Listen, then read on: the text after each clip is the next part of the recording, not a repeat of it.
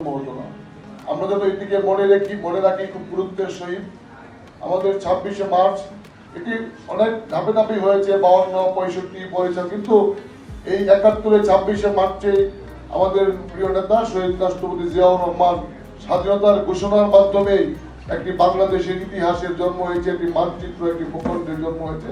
এটি যেন আমরা সকলেই আবার সেই পূর্বের 17 বছরের মতো এই ইতিহাসটিকে যেন আবার কোনো না কোনো ভাবে, কোনো না কোনো ল্যাঙ্গুয়েজে, কোনো না কোনো ভাবে যেন আমরা এটাকে একটু পিছনে ফেলে দিতে না চাই। কারণ এটি আমরা যারা বিএনপি করি বা যারা বাংলাদেশের মানুষ, যারা মুক্তিকামী জনক, যারা এই দেশের মানচিত্রকে ভালোবাসে, যারা দেশের স্বাধীনতার পতাকাকে ভালোবাসে, এই দিনটি এবং এই দিনের 16 ডিসেম্বর এই বিজয়ের দিনটি আমাদের জন্য অত্যন্ত গুরুত্বপূর্ণ। তেমনই আমরা এই 17 বছরে ফ্যাসিস্টদের হাত থেকে মুক্তি পাওয়ার জন্য দীর্ঘ একটি লড়াই সংগ্রাম হয়েছে। সেই লড়াই সংগ্রামের মাধ্যমে আমরা 5ই আগস্ট বা 36শে জুলাই যেটি বলি, এই জাতি পুনর্বার একটি ফ্যাসিস্ট মুক্ত হয়েছে। আমাদের এই প্রজন্ম সকল বয়সের, এখানে শুধু একটি গোষ্ঠী ছাড়া আমরা যদি বৈষম্য বিরোধী আন্দোলনের জন্য বা এই ছাত্র জগতের অভ্যুত্থানের জন্য আলাদা কোনো সার্টিফিকেট দিতে চাই, তাহলে এটি আমাদের জন্য ঠিক হবে না।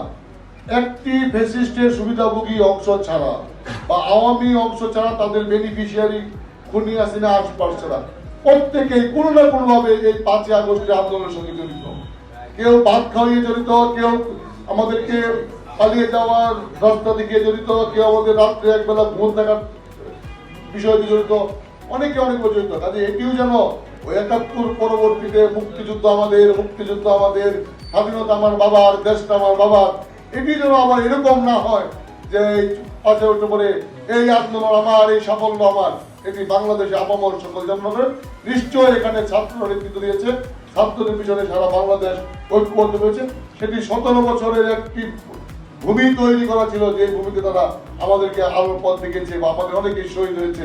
আমি আজকে এই 17 বছরের আন্দোলনে যারা শহীদ হয়েছে এবং যারা অনেকে পঙ্গুত্ব বরণ করেছে, আজকে প্রতিষ্ঠা বার্ষিকী দিনে তাদেরকে শ্রদ্ধাভরে স্মরণ করি।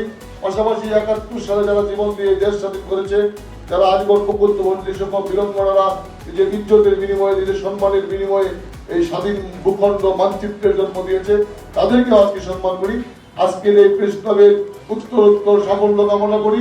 নিশ্চয়ই ময়মনসিংহ প্রেস ক্লাব সারা বাংলাদেশের একটি অন্যতম প্রেস ক্লাবে হবে, এই কথা বলে আমি আমার বক্তব্য শেষ করি।